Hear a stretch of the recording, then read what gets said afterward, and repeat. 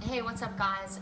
So I want to discuss or more so show you a tutorial today on how to do an efficient off rack or handoff, self handoff when it comes to the bench press.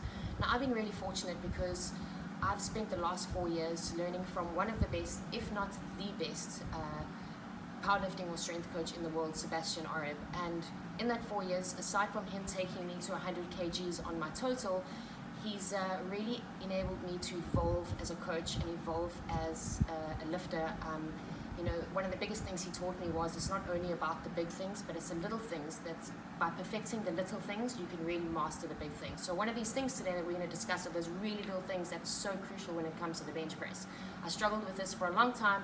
I think I've mastered it now, and I want to teach you guys all about this. So before I get onto the self off rack, it's really important that you understand your upper back position, where it needs to be in the bench press, so you can understand how to off rack. So I'm going to demonstrate this with this stick. So when you're in the bench press position, what's really important is that firstly, your shoulder blades should never be in protraction.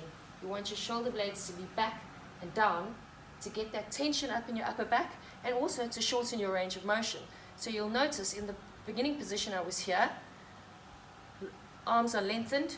In the right position, you want your shoulder blades back and down. It shortens the position and it keeps your upper back nice and tight. So now what's really difficult about this is in the off rack, you can easily lose this position. If you're pulling the bar from too far over your head, you land up protracting your shoulder blades, and it's, with the weight over your chest, it's really difficult to get back into that position. So I'm going to show you guys today how to stay in that position without losing it. What's really important about this position, especially when it comes to doing more than one rep, so in training, is that when you're pressing the bar, not to overextend the press, so your shoulder blades protract. Now you're too weak to get back into your second press. So it's important you maintain this position throughout your rep range. So what's important when you're setting up for your bench press is that you start by getting your grip into position, pulling those shoulder blades back and down, and keeping that position. You want to make sure your mouth is under the bar. If you are too far down the bench, like I explained, you're going to land up having to overextend and losing that tension in your upper back. So, mouth under the bar, nice and tight.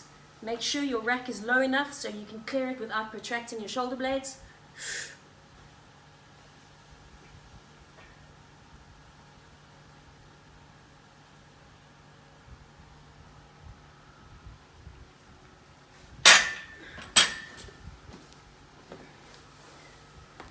Self handoff can be really difficult, but when you master this position and you're able to keep that tension throughout not only your bench press, but removing the bar from the rack, you're onto something good, and it'll make a substantial difference to your training, especially now if you're training in lockdown and it's you home alone. What you're going to do.